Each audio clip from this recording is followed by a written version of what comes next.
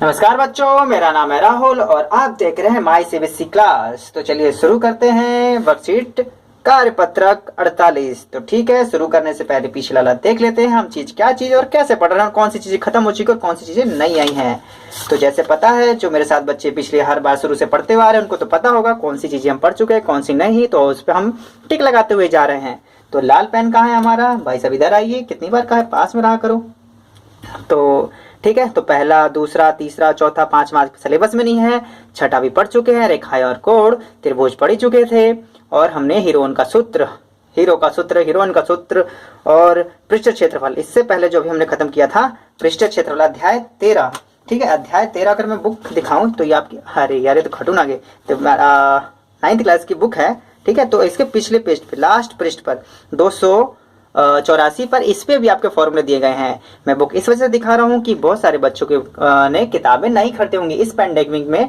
जब दुकानें नहीं खुलेंगी, पहली बात स्कूल नहीं खुले, तो किताबें क्यों लेंगे बच्चे। तो ठीक है, तो ये है आपका, अगर किसी हर, लेकिन सपोर्ट मटेरियल तो हर एक बच्चे को मिल चुकी होगी। पेज नंबर 194 पर अगर खोल के देखें, 194, तो यहाँ पे आपको सभी एक लाइन पे दिखाया गया है, यहाँ पे आपको सभी फॉर्मूले मिल जाएंगे। नहीं मिल जाएंगे तो और पेज पलटिएगा, यहाँ पे और बाकी भी मिल जाएंगे। तो आपको यहाँ बस ये बताना चाहता हूँ, जो आपका वर्कशीट में चल रहा है आंकड़ों का संग्रह, तो आंकड़ों का संग्रह कहाँ है आपको दिखाई दे रहा है कहीं पे? तो ये आपका अंदर आ जाता है सांख्यिकी के अंदर, लेकिन यहाँ पे दिया ही नहीं है।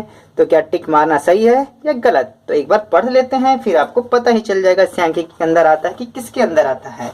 ठीक, तो सबसे पहले स्टार्ट करते हैं आंकड़ों का संग्रह। तो बच्चों, यहाँ पे बच्चों लिखा ही गया पहले से ही। बच्चों, आपने अपनी, अगर आप पढ़ेंगे तो आप भी बच्चे बन जाएंगे। बच्चों, आपने अपनी कक्षा में अपने शिक्षक को रजिस्टर पर प्रतिदिन विद्यार्थियों की उपस्थिति अंकित करते या प्रत्येक टेस्ट व परीक्षा के बाद पीटते हुए, अरे नहीं पीटते नहीं है, आपके द्वारा प्राप्त अंकों को अंकित करते हुए अवश्य देखा होगा। बिल्कुल, जो रजिस्टर में लगाते हैं अटेंडेंस आपने रोज देखी होगी। जो परीक्षा के बाद जो यूनिट टेस्ट के अंक लगाए जाते हैं वो भी देखा होगा आप लोगों ने।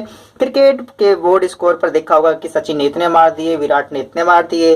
ठीक है, अब तो सचिन खेलता ही नहीं है। ऐसा ही एक स्कोर बोर्ड यहाँ भी दर्शाया गया, इसी प्रकार का एक स्कोर बोर्ड यहाँ पे भी दर्शाया गया है। स्कोर बोर्ड से ये होता है बहुत सारी चीजें आपको बहुत छोटी चीजों में ज्यादा समझ में आती हैं। तो देखेंगे यहाँ पे कुछ गेंदबाज के नाम दिए गए हैं, ए आलू, एंड बी फॉर भालू, सी फॉर कालू, फिर डी फॉर, ठीक है। तो ए से आपका आता है, ए ने भी 10 ओवर दिए, बी ने भी 10 ओवर दिए, सी ने भी 10 ओवर दिए और डी ने भी 10 ओवर, मतलब हर एक ने 10-10 ओवर फेंके। इसमें होता क्या है, आपको आंकड़े दिखाए गए यहाँ पे, किस प्रकार से आंकड़े दिखाए जाते हैं। तो यहाँ पे तो जो मेडन ओवर है, मेडन ओवर किसे कहते हैं? मैडम और सर ओवर नहीं है। मैडम वाला कोई बच्चे जो क्रिकेट नहीं खेलते सो मैडम वाला ओवर है, मैडम ओवर नहीं है। यहाँ पे कोई मैडम बॉल फेंकने नहीं आती, मेडन है ये। मेडन ओवर उसे कहते हैं जिसमें बल्लेबाज एक भी रन नहीं बना पाता, 6 की 6 बॉल खा जाता है। ठीक है तो उसे कहते हैं मेडन ओवर। तो ए ने ऐसे 2 ओवर फेंके, बी ने ऐसा 1 ओवर दिया, सी ने ऐसा 2 और डी ने 1। ठीक है, और दिए गए रन, और रन कितने किसने दिए? तो ए ने 40 रन दे दिए, बहुत अच्छा। बी ने 30 रन दिए, सी ने 20 रन दिए और डी ने डेंजर 50 दे दिए, 50 रन दे दिए।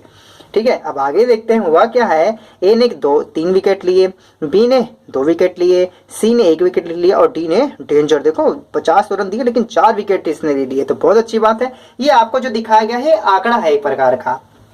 ठीक है, अब आते हैं आपके आगे जो वर्कशीट, और क्या बताना चाहती है आपको। देखो क्वेश्चन थोड़े से इस टाइप से का शायद ही आए, क्वेश्चन आए क्या आपको, आपके प्रश्नावली से आएंगे, लेकिन फिर भी इसे समझना जरूरी है आपको। आप जानते हैं कि खेल में कौन जीता या कौन हारा केवल यही सूचना बोर्ड पर अंकित नहीं किया जाता। कौन कैसे जीत रहा है, कौन इसने कितने रन बनाए हैं, स्कोर बोर्ड पर आप खेलने के बारे में कुछ और अति सूचनाएं भी प्राप्त कर लेते हैं जो उतने ही महत्वपूर्ण होती है। उदाहरण, आप यह ज्ञात कर सकते हैं कि सबसे अधिक रन बनाने वाले खिलाड़ी ने कितना समय लिया, कितनी गेंदें खेली। ठीक है, जैसे आपने यहाँ भी देखा ना, ज्यादातर विकेट तो लिए लेकिन रन भी कितने दिए, 50, और ये मेडन ओवर 1 दिया और सबने 10 फेंके थे। ठीक है, तो बहुत सारी चीजें एक आंकड़ों में दिखाई जाती हैं। प्रतिदिन हमें तथ्यों, संख्याओं, अंकों, सारणियों, आलेखों आदि के रूप में विभिन्न प्रकार की सूचनाओं को देखने के लिए मिलता है। और आपने कोविड-19 के बारे में तो देखा ही हो, चाहिए तो बिल्कुल ताजा ले लेते हैं यार। तो देखा ना, दिल्ली में इतने हरियाणा में इतने, पंजाब में इतने, उत्तर प्रदेश में इतने, चाइना से ही आया है हलकट कहीं का।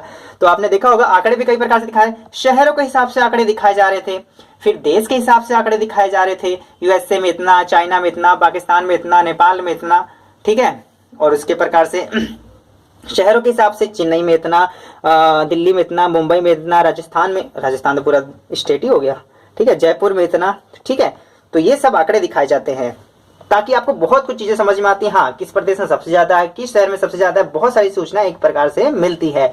एक निश्चित उद्देश्य से एकत्रित किए गए इन तथ्यों या आंकड़ों को जो संख्यात्मक या अन्य रूप में होता है या हो सकते हैं आंकड़े या डाटा कहलाते हैं। डाटा केवल नहीं, अर्थात आंकड़े संख्याओं के वे संग्रह हैं जो कुछ सूचनाएं देने के लिए एकत्रित किए जाते हैं। ठीक, अभी तक भी इसने देखो पाठ का नाम नहीं लिया, लेकिन अब लेगा पाठ का नाम। अर्थ पूर्ण सूचनाएं उपलब्ध करने से संबंधित अध्ययन गणित की जिस शाखा में किया जाता है उसे सांख्यिकी स्टैटिस्टिक्स कहा जाता है। मतलब जहां हम आंकड़ों का गणितीय रूप में अध्ययन करते हैं इसे क्या कहते हैं, सांख्यिकी, स्टैटिस्टिक्स। तो आपका क्वेश्चन क्या, पाठ का नाम आ गया। तो कौन सा अध्याय चल रहा है हमारा, 14। मस्त है ना बच्चों, मस्त तरीके से चल रहे हैं बिल्कुल। 12, 13, 14, 15 ये हो चुका है आपका, पहला, दूसरा, तीसरा, चौथा, ठीक है। 5वां आपका सिलेबस में नहीं है, 6ठा, 7वां, और बस ये भी आपका ज्यादा दिन नहीं चलेगा, मतलब मेरे ख्याल से 4 से 5 वर्ष इसकी आएगी। और उसके बाद देख लो लगभग आपका क्या चीज कवर करा दिया गया, लगभग सारी ही चीजें कवर करा दी गई हैं, बस आपका रचनाएं छोड़ के। समझ लो अभी अक्टूबर चल रहा है, नवंबर दिसंबर ये आपका सिलेबस कंप्लीट करा देंगे, मुझे तो ये लग रहा है। देख लो कितने ही चैप्टर बचे, देखो 1, 2, 3, 4 चैप्टर बचे। इसमें से 1-2 चैप्टर नहीं होंगे, मुझे भी पता है 1-2 चैप्टर नहीं होंगे। कौन सा वाला नहीं, मेरे ख्याल से वृत्त वाला नहीं है, या तो दोनों में से एक नहीं है। तो बचे कितने, तो जल्दी से खत्म कर देंगे, बहुत स्पीड में चल रहे हैं ये, ठीक है। इन्होंने सब्जेक्ट, इन्होंने कहा सिलेबस कट नहीं, कहीं कट नहीं कर रहे बच्चों। इन्होंने सीबीएसई ने दोबारा फिर ऐलान किया जो 50% सिलेबस कम होना है, उन्होंने साफ मना कर दिया। इस कहीं न्यूज में कहीं आप सोचने जाओ सब 50% कम हो रहा है, ऐसा कुछ नहीं है, सिलेबस कम नहीं हो रहा है। सीबीएसई ने साफ मना कर दिया 50% सिलेबस कम नहीं करेंगे। जो 30% रिड्यूस हो चुका है सो हो चुका है। अब चलो हम आगे बढ़ते हैं। अब अपने दैनिक जीवन में आपने संख्याओं, आकृतियों, नामों इत्यादि से संबंधित अनेक प्रकार की सारणियां, टेबल्स, 2 1 जा 2, वो वाला 2 1 टेबल्स नहीं है, देखी होंगी सारणियां, जो इस प्रकार की सारणियां होती हैं, ठीक है, देखी होंगी। ये सारणियां कौन पढ़ रहा है भाई, साड़ियां नहीं पढ़ रहा मैं, सारणियां, काफी शुद्ध स्वच्छ उच्चारण है अपना। सारणियां हमें आंकड़े उपलब्ध कराती हैं। आइए आंकड़ों से संग्रह से संबंधित अपनी समझ को और बेहतर बनाने के लिए कुछ क्रियाकलाप करते हैं। कुछ क्रियाकलाप दिए गए हैं। अब आपको लग रहा होगा ये क्रियाकलाप आपका नया है, मैंने पहले ही से लिख लिया, कोई बात नहीं, फिर भी देखते हैं। तो सांख्यिकी जो आपका है अध्याय 14 चल रहा है, एनसीईआरटी की किताब है ये आपकी। यहाँ पे भी कुछ चीजें बताई गई है, जो इन्होंने ये 3-5 कहे हैं ना, वहां पे भी इसने ये 2-5 का रखे हैं, इसने 3-5 यहाँ पे 2-5 का रखे हैं। तो इसे पढ़ने से पहले आपको बस ये दिखाना चाहता हूँ, जो ये क्रियाकलाप है ना, ये आपकी ये क्रियाकलाप, तो मतलब DOE वाले नहीं, ठीक है, वाले इज्जत से बड़े हैं, सीनियर है। तो जो ये वर्कशीट दे रहे हैं काफी एकदम से मतलब एनसीईआरटी से टच होके दे रहे हैं बिल्कुल आपकी। आंकड़ों का संग्रह, ठीक है। तो देखो ये रे क्रियाकलाप 1, अपनी कक्षा में विद्यार्थियों को 4 समूह में बांट दीजिए। जाइए कक्षा में बांटिए, ऑनलाइन बांटेंगे, इतने में नेट कट जाएगा। प्रत्येक समूह में किसी बच्चे को कहेगा सर जी हमारा नेट नहीं आ रहा है, रिचार्ज खत्म हो गया है, कैसे बांटेंगे। प्रत्येक समूह को निम्न प्रकार के आंकड़ों में से एक प्रकार के आंकड़ों को संग्रह करने का काम दे दीजिए, ठीक है। तो आपको ये देखो 4 पॉइंट्स है यहाँ पे। अपनी कक्षा के 20 विद्यार्थियों की लंबाई, अपनी कक्षा में किसी एक महीने के प्रत्येक अनुपस्थित रहने वाले विद्यार्थियों की संख्या, अपने कक्षा मित्रों में परिवार के सदस्यों की संख्या, आपके विद्यालय में या उससे उपस्थित आसपास के 15 पौधों की लंबाई, ठीक है। तो ये है कुछ चीजें आपकी, अगर ध्यान से देखें जो आप अपने पढ़ने जा रहे हैं वही है। अब क्रियाकलाप 1, अपनी कक्षा में किन्हीं 20 विद्यार्थियों की लंबाई वाला है, बस इसने सेंटीमीटर लगा दिया यहाँ पे, ठीक है। के आंकड़े संग्रह करके एक तालिका बनाएं। एक आपको तालिका बनानी है आपको यहाँ पे, ठीक है। जैसे कि इसमें 20 बच्चे होने चाहिए, बिट्टू, शक्तिमान, ठीक है, आर्यमान, जैकॉल, डॉक्टर जैकॉल, ठीक है, किल्विश, जूनियर जी, कुछ ऐसे आपके 20 बच्चों के नाम लिखने हैं आपके, ठीक है। बिट्टू की जो लंबाई है, बिट्टू की लंबाई है 160 सेंटीमीटर, कोई मीटर में नहीं लिख देगा, ऊपर देखो पहले बता रखा है। जो शक्तिमान हमारा है 176 सेंटीमीटर का है। जो आपका किल्विश होगा वो अपने हिसाब से लिख सकते हैं। ऐसे कितने लिखने हैं आपको? 20। कुछ यूनिक बच्चों का नाम लिखिएगा, कुछ फेवरेट बच्चों का नाम लिखिएगा, ठीक है। लेकिन कोई भी हीरो हीरोइन का नाम मत लिखिएगा, ये नाचने वालों का नाम मत लिखना, ठीक है। तो बाकी हम आगे चलते हैं। अब क्रियाकलाप 2, ठीक है, 2 इन्होंने 2 बना दी। अपनी ऑनलाइन कक्षा में पिछले 1 सप्ताह में उपस्थित नहीं है, आगे अ लगा हुआ है, तो अनुपस्थित रहने वाले विद्यार्थियों की संख्या के आंकड़े संग्रह करके एक तालिका बनाइए। देख रहे हो यहाँ पे अनुपस्थित था, यहाँ पे अनुपस्थित तो ले रखा है, लेकिन यहाँ पे ऑनलाइन कितने बच्चे अनुपस्थित नहीं थे, तो ये सर जी आपको बताएंगे, ठीक है। एक दिन और अनुपस्थित होने वाली संख्या, तो सोमवार, मंगलवार, बुधवार, वीरवार, शुक्रवार, शनिवार, ठीक है। फिर से दोबारा सोमवार नहीं है, सोमवार तो यही आ गया। सोमवार में 19 बच्चे नहीं थे, मंगलवार में 15 बच्चे नहीं थे, बुधवार में बच्चे ही नहीं थे, नहीं थे, इतने बच्चे थे, ठीक है। इसी हिसाब से आपको तालिका भर देनी है। यहाँ पे 7 नहीं आएंगे, 6 ही आएंगे, कहीं 7 रविवार को भी ले लेंगे, 7 नहीं आएंगे, 6 ही आएंगे। और ये तो शक्तिमान वाला तो भर ही दोगे आप लोग। तो चलिए आगे चलते हैं और नीचे लिखा क्या गया है इसे ध्यान से पढ़ते हैं। पहले क्रियाकलाप में आपने स्वयं अपने दिमाग से एक निश्चय उद्देश्य रखकर सूचनाओं को एकत्रित किया। बहुत अच्छा, हमने अपने मन से किसी बच्चे को ले लिया था, ठीक है, अपनी कक्षा में से। इस प्रकार एकत्रित किए गए आंकड़े को प्राथमिक आंकड़े कहा जाता है। बच्चे अगर आपको और डिटेल्स में ये पढ़नी है प्राथमिक और सेकेंडरी आंकड़े, तो ठीक है, तो आपके एनसीईआरटी के जिसके पास किताब है वो वहां से पढ़ सकता है, ठीक है। यहाँ पे देखो आपको प्राथमिक आंकड़े लिखा गया है, यहाँ पे गौड़ आंकड़े सेकेंडरी आंकड़े लिखा गया है। तो जिसको और अच्छे से पढ़ना होगा तो यहाँ से पढ़ लीजिएगा, लेकिन मैं यहाँ पे भी समझा दूंगा। ये तो जिसके पास किताब है मैं तो उसके लिए बता रहा था कि ये सब आपका एनसीईआरटी से में से ही आ रहा है। जो मतलब जिसमें आपकी मेहनत लगती है आंकड़ों में, तो आपको क्या कहलाएंगे? प्राइमरी आंकड़े, ठीक है, प्राथमिक आंकड़े। अभी देखिए समझ लीजिएगा। दूसरे क्रियाकलाप में आप यह सूचना अपने विद्यालय से उपलब्ध रिकॉर्ड, जिसमें यह सूचना पहले से एकत्रित थी, जो आपने ये देखे कि मतलब उस सप्ताह में कितने बच्चे नहीं आए, तो ये विद्यालय वाला ही देंगे आपको, एकत्रित किए से प्राप्त कर सकते हैं। ऐसे आंकड़े को गौड़ आंकड़े या सेकेंडरी डाटा कहा जाता है। जो आंकड़े हम दूसरों से लेते हैं वो आपके गौड़ सेकेंडरी डाटा, और जो हम खुद बनाते हैं वो आपका प्राथमिक डाटा कहलाता है। ये प्राथमिक आंकड़े कहलाते हैं। तो चलिए, बहुत बच्चों को इंतजार होगा, फटक से उन आंकड़ों के 2 उदाहरण दीजिए जिन्हें आप अपने दैनिक जीवन में एकत्रित कर सकते हैं। कुछ 2 उदाहरण आप अपने उनसे बहुत सारे दे सकते हो। मैंने 2 बच्चों को 2 थप्पड़ मारे, किसी ने 1 थप्पड़ मारा, ठीक है, तो इस हिसाब से आप लिख सकते हैं। तो यहाँ पे मैंने लिखा है, थप्पड़ वाली बात नहीं है यार, गली में सब्जी बेचने वाले ठेलों का आंकड़ा, मतलब आज ये वाला ठेला वाला आया, 2 ठेले वाले आए, ठीक है, इधर से 3 पहिए वाला आया, ठीक है, उधर पे मतलब जो रिक्शा 2 प्रकार के बेचने वाले थे ना, इनका आंकड़ा देखा। और दूसरा, हमारे घर में पंखों की संख्या, ठीक है, इसका आंकड़ा दिखाया।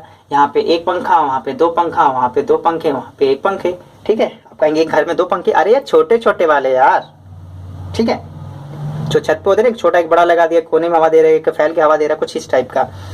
तो अरे आप अपने हिसाब से कर सकते हैं। कुत्तों के भौंकने की संख्या, ठीक है, अरे कुछ ज्यादा ही हो गया ये, नहीं। चलो क्वेश्चन नंबर 2 पे आते हैं। नीचे दिए गए आंकड़ों को प्राथमिक आंकड़े या गौड़ आंकड़ों में वर्गीकृत कीजिए। प्राइमरी, सेकेंडरी, तो प्राइमरी सेकेंडरी, ठीक है। कक्षा 9 के 10 विद्यार्थियों के जूतों के माप। अब बताओ, जूतों के माप ये कौन लेगा? बच्चा खुद लेगा। तो ये किसमें चला जाएगा? आपके प्राथमिक आंकड़ों में। अपने किन्हीं 20 मित्रों को रक्त समूह। अब देखो, रक्त समूह तो किसी को पता ही होगा, आप ही जाओगे, सबका ब्लड टेस्ट करवाओगे, सबके आंकड़ों को आराम से लिखोगे। तो ये भी किसमें आ जाएगा? आपका प्राइमरी में, मतलब प्राथमिक आंकड़ों में। आपने कक्षा मित्रों में परिवारों के सदस्यों की संख्या, ये उनसे आप अपने दोस्तों से बातचीत करोगे, वो खुद आपको बताएंगे, फिर तब आपके आंकड़ा इकट्ठा ये आपका संग्रहण करोगे। तो ये भी आपका किसमें चला जाएगा? प्राथमिक आंकड़ों में। अब आगे आते हैं, गणित की परीक्षा में 30 विद्यार्थियों द्वारा प्राप्त किए गए अंक। अब अंक तो सबको पता होता है, गणित की परीक्षा 30 विद्यार्थियों द्वारा प्राप्त किए गए अंक। अब किसी के 1 आए हैं, किसी के 10 आए हैं, किसी के 20 आए हैं, ठीक है। बताता तो कोई नहीं, 30 विद्यार्थियों को उसको चाहिए उस बच्चे को, तो ये कहाँ से लेगा? टीचर से लेगा। टीचर उसको तुरंत दे देगा, ले 30 चाहिए, 30 चाहिए, 40 बच्चों को तुरंत। तो कहने का ये मतलब है, जो अगर आपने यहाँ पे विद्यार्थियों को जो आंकड़ा इकट्ठा किया वो मैडम या सर के द्वारा दिया गया था, इसी वजह से ये सेकेंडरी आंकड़ा गौड़ आंकड़े में जाएगा। ठीक है, आगे आते हैं। वन महोत्सव के द्वारा 100 विद्यालयों द्वारा लगाए गए पौधों की संख्या। अब विद्यालय में कितने पौधे लगाए ये आपका विद्यालय बता के आपको देगा। ठीक है, तो ये आंकड़ा कितने लगा के दिए ये आपको विद्यालय के द्वारा पता चलेगा, विद्यालय आपको ये इंफॉर्मेशन देगा, इसी वजह से ये गौड़ आंकड़े या सेकेंडरी आंकड़े में चला जाता है। तो बस ये खत्म हो गया। इसको लिखना कैसे है वो इस प्रकार से आप लिख सकते हैं। पहला वाला तो लिख लिया होगा, दूसरा वाला लिख लीजिएगा। अगर मैं आपको बच्चों और कुछ बताऊं तो माई सीबीएसई क्लास के टेलीग्राम को आप ज्वाइन कर सकते हैं। वहां पे आपके एक एक नंबर के रिवीजन कराए जा रहे हैं सीबीएसई क्लास के टेलीग्राम पर एमसीक्यू के द्वारा। ठीक है, आप देखेंगे तो वर्कशीट आपकी 48, ठीक है, ये 39 बहुत सारी वर्कशीट हो गई है। इसका रिवीजन करना भी बहुत इंपॉर्टेंट है, जिससे कि पीछे वाली भी चीजें हमें याद रहे। ठीक है, इतनी सारी चीजें हैं जिसको मैं एमसीक्यू क्वेश्चन बनाऊंगा और आपके टेलीग्राम पर अपलोड करूंगा। वहां पे 4 ऑप्शन होंगे, एक टिक करेंगे, आपका सही होगा तब भी आपको पता चल जाएगा, गलत होगा तो लाल हो जाएगा अपने आप, जिससे कि आपको अपना रिवीजन करने में काफी मदद मिलेगी। ये बिल्कुल फ्री है, इसके कोई पैसे नहीं लगने, आपको आराम से ज्वाइन करना चाहिए। और जो ज्वाइन नहीं कर पा रहा है तो मैंने वीडियो के डिस्क्रिप्शन में एक लिंक दिया है, वहां पे आप क्लिक करके देख सकते हैं हाउ टू ज्वाइन टेलीग्राम। किसी एक टेलीग्राम चैनल को कैसे ज्वाइन करते हैं ये आपको आसानी से पता चल जाएगा। और लिंक तो मैं हमेशा डिस्क्रिप्शन में दे ही देता हूँ। नहीं समझ में आता यूट्यूब पे बहुत सारी वीडियो हैं कि किसी टेलीग्राम चैनल को कैसे ज्वाइन करें, वहां जाके आप सर्च करिए, देखिए और आराम से ज्वाइन कर सकते हैं। मैंने वीडियो का भी लिंक दे दिया है और अपने चैनल का भी लिंक दे दिया है, दोनों। ठीक है, माई सीबीएसई क्लास की वीडियो को देखने के लिए धन्यवाद। जय हिंद, जय भारत।